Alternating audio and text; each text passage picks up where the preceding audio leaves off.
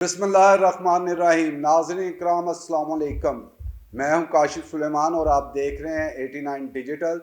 आज बात करेंगे जो पाकिस्तान के अंदर मुज़ाकरात का दूसरा राउंड होना था, क्या वजह बनी। अब ईरान के पास जो है क्या ऑप्शंस हैं, अमेरिका के पास क्या ऑप्शंस हैं, पाकिस्तान कहाँ खड़ा है और अगर ये मुज़ाकरात नहीं होते तो क्या होने जा रहा है, क्या मुज़ाकरात के इम्कानात अब भी हैं या नहीं हैं। इस वक्त जो है वो दुनिया की नज़रें जो हैं वो इस अमन मुआहदे की तरफ थी और ख़ास तौर पे पाकिस्तान की तरफ के इस्लामाबाद के अंदर दूसरे जो राउंड होता है मुज़ाकरात का उसके क्या नताइज निकलते हैं। तो आज इसके ऊपर बात करते हैं और इसके अंदर आपको ये भी बताएंगे कि जिस न्यूक्लियर प्रोग्राम के हवाले से अमेरिका के बड़े तफजात हैं और वो कहता है कि जो यूरेनियम 440 किलोग्राम है वो जो है वो उसके हवाले कर दी जाए या किसी को दे दी जाए और उसकी इनरिचमेंट जो है वो ज़ीरो कर दी जाए। तो ईरान को जो न्यूक्लियर जो ये प्रोग्राम था या एटमी रिएक्टर था किसने दिया, इस हवाले से भी बात होगी। तो सबसे पहले तो देखते हैं कि ईरान और अमेरिका जो हैं वो दोनों इस वक्त जो बयानात देते हैं वो बड़े सख्त होते हैं। आप देखें एक तरफ ट्रंप जो हैं वो एक दिन तो मुज़ाकरात की बात करते हैं तो अगली सांस के अंदर वो ईरान को तबाह करने की बात कर देते हैं और तबाही भी ये कि वो कहते हैं हम इसको मलिया मेट कर देंगे।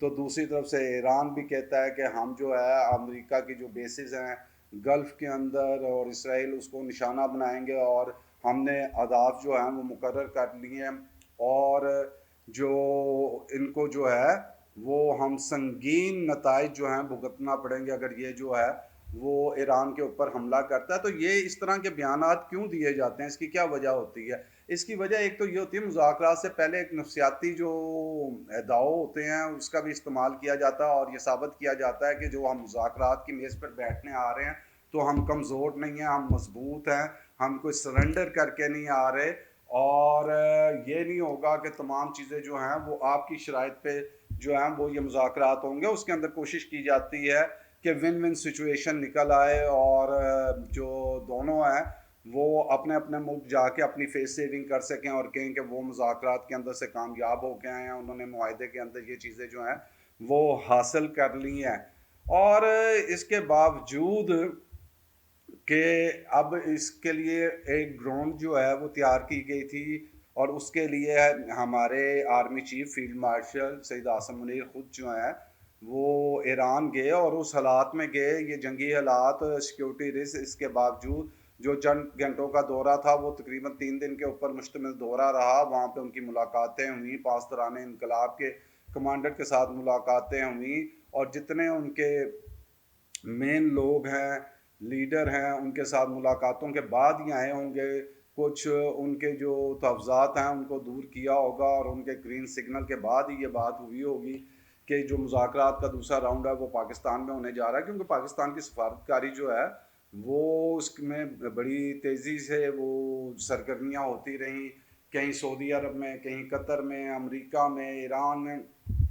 तो बातचीत चलती रही, कहीं वज़ीर आज़म, कहीं फील्ड मार्शल।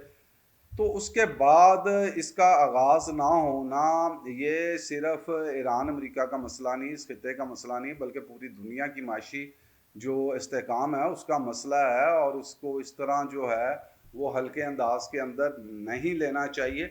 आप देखें कि डोनाल्ड ट्रंप की तरफ से एक बयान दिया गया कि जेडी वैंस जो हैं वो चंद घंटों में पाकिस्तान पहुंच जाएंगे, जबकि वो तो अमेरिका से भी चले ही नहीं थे। लेकिन इस तरह के पैगाम इसलिए दिए जाते हैं कि जो आपका दूसरा हरीफ है जिसके साथ आपने मुज़ाकरात करने हैं इसको आप कह लें कि कोड वर्ड के अंदर जो है वो इशारा दिया जाता है कि हम राज़ी हैं, हम यहाँ से चल रहे हैं, तो आप भी निकलें। अब देखें जी, जिसने अमेरिका से आना है उसको कोई 14, 15, 16 घंटे लग जाएंगे और जिसने ये तेहरान से आना है पाकिस्तान वो 3, 4, 5 घंटे के अंदर पहुंच जाएगा।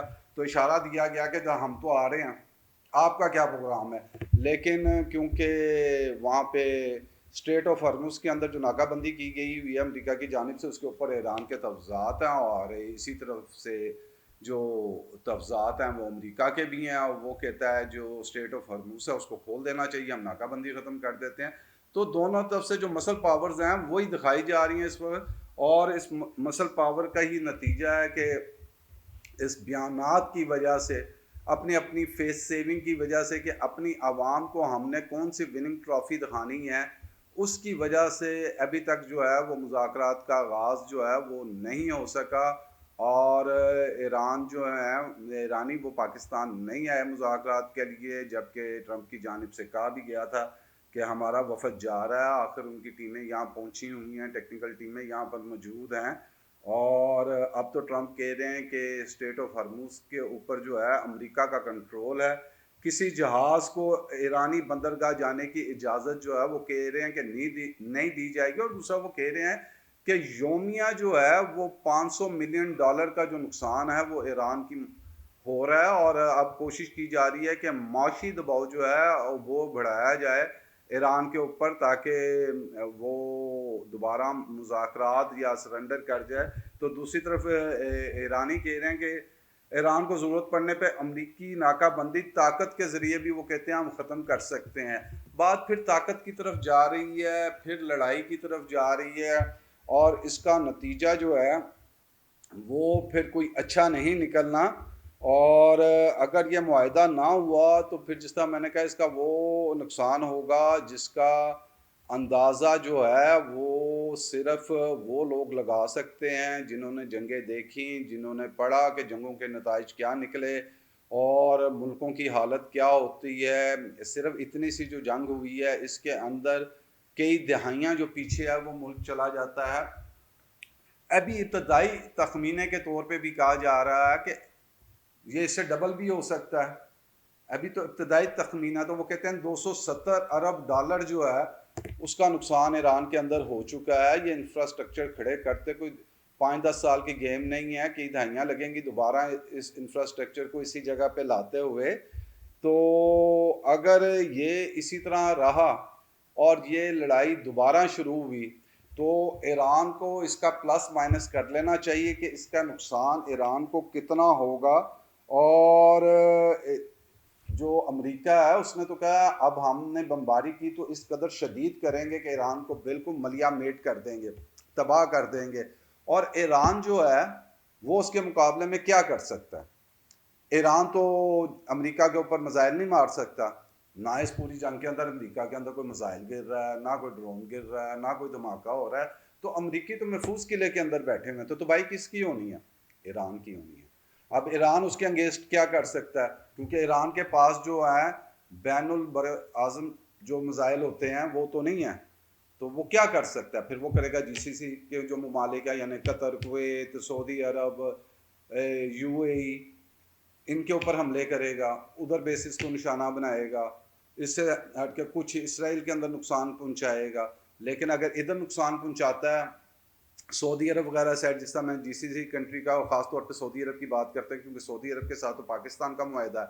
और अब पाकिस्तान का मुआहिदा जब सऊदी अरब के साथ है वहाँ पे हमला करेगा तो पाकिस्तान की अब मजबूरी होगी। अब पाकिस्तान न्यूट्रल नहीं रह सकता। उसने मुज़ाकरात की कोशिशें करके देख ली। पहला दौर यहाँ पाकिस्तान के अंदर हो गया, दूसरे के लिए कोशिश की, तेहरान भी गए और वहाँ पे जो लीडरशिप है उससे भी मुलाकात की। अब ये अगर सऊदी अरब के अंदर हमला होगा तो बात फिर वहाँ आ जाएगी। क्या इस दफ़ा फिर अमेरिकन कह देंगे, पहले भी कहा मुशर्रफ दौर, क्या आप हमारे साथ हैं या हमारे मुखालफ हैं? तो हमने तो कोशिश की तो अमरीकी भी कह सकेंगे जी हमने आपकी कोशिशों का बड़ा अच्छा जवाब दिया और हम मुज़ाकरात की टेबल पे आके बैठे। हम ताकतवर होते हुए, हम दुनिया की सुपर ताकत होते हुए पाकिस्तान के अंदर मुज़ाकरात की टेबल पर आके बैठे।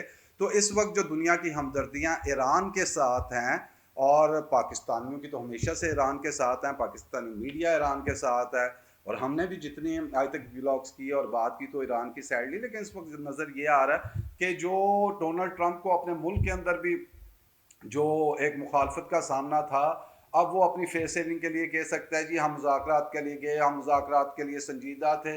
हमने तो जो ये अटैक भी, प्रिएम्प्टिव अटैक भी इसलिए किया था कि ये न्यूक्लियर ताकत बनने जा रहे थे, अमेरिका के ऊपर हमला हो सकता था, तो हम तो मुज़ाकरात करना चाह रहे थे, लेकिन ये मुज़ाकरात की टेबल पे नहीं है। तो उससे एक राय आमा भी तब्दील होनी शुरू हो जाती है। और आप नए हरमुज जो है उसके बंद होने से अमेरिका को कितना के फ़र्क है? उसने तो वेनेजुएला से तेल है, अमेरिका के पास तो अपना बड़ा तेल है। यही वजह थी कि वो पहले भी कहता रहा कि जिसको आप नए हरमुज के ना खुलने से मसला है, वो बरतानिया हो या दीगर ममालिक का, उसने जिक्र किया कि वो जाके फिर खुद खुलवा लें। तो अमेरिका को तो इससे कोई ऐसा मसला नहीं है। तो फिर अगर यहाँ पर तबाही होने के बाद भी आपने मुज़ाकरात पे जाना है, तो याद रखें कि मुज़ाकरात का भी एक वक्त होता है। आप एक बराबरी की पोजीशन पे अभी आ रहे हैं, और दुनिया की नज़र में, हमारी नज़र में, यानी पाकिस्तानियों की हो, दुनिया की नज़र में हो, सबको पता है कि ईरान जीत के इस मुज़ाकरात में बैठ रहा है। जीत इस तरह कि आपने दुनिया की सुपर ताकत के साथ जो है वो मुकाबला किया और उसको जो है मुंह तोड़ जवाब दिया। आप लोग डटे रहे, आप झुके नहीं, आपने इसराइल में तबाही की, आपने उनकी बेसिस को निशाना बनाया। लेकिन ये आप कितनी देर जारी रख सकते हैं? आपको इसका प्लस माइनस करना चाहिए कि आया दोबारा अगर मुज़ाकरात की कोशिश पाकिस्तान में, जो अभी आपके साइड पे है, आपका हमदर्द है, आपका बरादर इस्लामी मुल्क है, और हमारी कोशिशें आपके सामने हैं, अगर इसके बावजूद आप मुज़ाकरात की मेज़ पे ना बैठे, और पाकिस्तान पता नहीं तीसरी दफ़ा ये कोशिश कर भी पाता है कि नहीं कर पाता, यहाँ मुज़ाकरात नहीं होते, मामला किसी और तरफ चले जाते हैं, तो क्या आप बराबरी की बुनियाद पे ही दोबारा आके मुज़ाकरात की टेबल पे बैठ सकेंगे? या आप अगर यहाँ तबाही बहुत हो जाती है, और फिर ज़हन में रखिए, मैं सरेंडर का लफ्ज़ तो इस्तेमाल नहीं करता, लेकिन अगर एक कमज़ोर हैसियत में आके आप टेबल के ऊपर बैठते हैं, तो फिर आप मुज़ाकरात नहीं करते, आप शराइत कबूल करने आते हैं, और आपको पता होता है कि अब हम इस पोजीशन में नहीं है कि हम इनके आगे कोई अपनी बात रख सके। तो फिर जो उनकी तरफ से जो डिमांड्स होती हैं, फिर वो आप शराइत जो हैं वो कबूल करते हैं आके। तो अभी तो एक मौका है, बड़ा अच्छा है, दुनिया की हमदर्दियाँ साथ हैं, और दुनिया आपको एक बहादुर नाडर कौम के तौर पर देख रही है, जिसने अमेरिका और इसराइल को जो है वो नाको चने चबवा दिए हैं। तो इस मौके पर मुज़ाकरात की टेबल पे बैठना जो है वो बेहतर है कि इसके बाद भी आखिर आप लोगों ने, ये जंग मुश्किल तो नहीं चल सकती, और ऐसा भी नहीं हो सकता कि 2-2 साल मुज़ाकरात ही होते रहेंगे, चलते रहेंगे, अभी चल रहे हैं, अभी बंद हुए हैं। तो उसके लिए ज़रूरी था कि आप मेज़ पे आते और अपनी जो शराइत हैं वो सामने रखते, किसी को कोई मसला होता तो उसके बाद उसके ऊपर जो है वो बातचीत की जा सकती थी। आप अपने जो आपके पॉइंट्स थे, आपकी शराइत थी, आपके तहफ़्ज़ात थे, वो सामने रखते। दुनिया को भी पता लगता कि कौन संजीदा बात करना चाह रहा है, और कौन जो है वो इसको लटका रहा है, और कौन जो है वो ताकत का मुज़ाहरा कर रहा है। तो अगर अब भी ये बातचीत इस तरह ना चली, तो फिर इसका नुकसान ना सिर्फ इस खित्ते को, ईरान को तो होना ही होना है, इस खित्ते बल्कि दुनिया को होना है। आपको मैं बताऊं जी, पाकिस्तान में बहुत नुकसान होना है। 1000 रुपये लीटर पेट्रोल नहीं मिलना, गैस वैसे चली जानी है। ये जिस बिजली में बैठे हम आज वीलॉग कर रहे हैं, पता नहीं ये वीलॉग भी चल रहे होंगे कि नहीं चल रहे होंगे। अगर उन्होंने जिस तरह कहा था कि वो वहाँ से जो है वो जो लाइनें हैं वहाँ धमाके कर देंगे, और दुनिया में इंटरनेट का निज़ाम जो है वो ख़त्म हो जाएगा, बिजली होगी नहीं, गैस होगी नहीं है, तो क्या ये सिर्फ पाकिस्तान में होगा, इस खत्े में होगा? और फिर जो माशी तौर पे पूरी दुनिया जो है वो इस 50-55 दिन के अंदर ही हिल के रह गई है। तो अगर ये पूरी तबाही होती है और वहाँ पे तेल के ज़खायरों को जो है वो उड़ा दिया जाता है, गैस जो है उसको उड़ा दिया जाता है, और ईरान को तबाह किया जाता है, तो ईरान तो जो भी उसके नताइज है भुगतेगा, उसके साथ या खिता और पूरी दुनिया भी उसके नताइज भुगतेगी। इसलिए पूरी दुनिया का भी बहुत कंसर्न है, और वो चाहती है कि ये अमन मुज़ाकरात जो हैं वो किसी तरह शुरू हों और कामयाब हों। तो इसलिए दोनों तरफ से जो है वो जो अपनी सिर्फ फेस सेविंग के लिए जो है वो दुनिया को ख़तरे में ना डालें, और मुज़ाकरात से पहले जो अपनी मसल पावर बयानात के लिए दिखाते हैं उसको ज़रा धीमी आंच के ऊपर लेके आएँ, और उसको इतना तेज़ ना करें कि आप लोग मुज़ाकरात की मेज़ पर ना बैठ सकें। आखिर में आपको बताता चलूँ जी, ये जो न्यूक्लियर पावर प्लांट है और उसका बड़ा ज़िक्र है, तो ये भी आपको बताता चलूँ कि ये जो न्यूक्लियर टेक्नोलॉजी है ईरान को अमेरिका ने ही दी थी, और जब उसने ये इसको फ़राहम की थी उस वक्त वहाँ ईरान में रज़ा शाह पहलवी जो है उसकी हुकूमत थी। अमेरिका ने एटम्स फॉर पीस प्रोग्राम के तहत ईरान को जो है वो न्यूक्लियर टेक्नोलॉजी फ्राहम की। 1967 में अमेरिका ने तेहरान रिसर्च सेंटर के लिए 5 मेगावाट का न्यूक्लियर रिसर्च रिएक्टर फ्राहम किया था, और जब 1979 में ईरान में इनकलाब आया तो ईरान और अमेरिका के ताल्लुकात ख़राब हुए और अमेरिका ने जौहरी ताउन जो है वो बंद कर दिया था। और उसके बाद से फिर इनमें जो है वो कशीदगी रही और अब तो जंग के अंदर हैं। और अगर एक दफ़ा मुज़ाकरात की मेज़ पे आ ही गए थे, जब ईरान कहता है कि वो एटम बम नहीं बनाना चाहता और अमेरिका जो है वो यूरेनियम की बात करता है, अब वो कहते हैं कि 60% इनरिचमेंट कर ली हुई थी, अब इस पे कोई बात हो रही है कि वो 3% पे आ जाएं या इसको ज़ीरो जो है इनरिचमेंट के ऊपर लेके जाएं। तो ये सारी बातें जो हैं वो मेज़ के ऊपर बैठ के की जा सकती थी। वो नाकाबंदी अमेरिका जो है वो इसकी ख़त्म कर दे, ईरान जो है वो स्ट्रेट ऑफ हॉर्मुज़ को खोल दे, बकाया मामलात जो हैं वो बैठ के हल कर लिया जाएं। नहीं तो इस खित्ते नहीं, इस दुनिया का अमन ख़तरे में है। इसके साथ ही काशिफ़ सुलेमान को इजाज़त दीजिए। अल्लाह हाफ़िज़।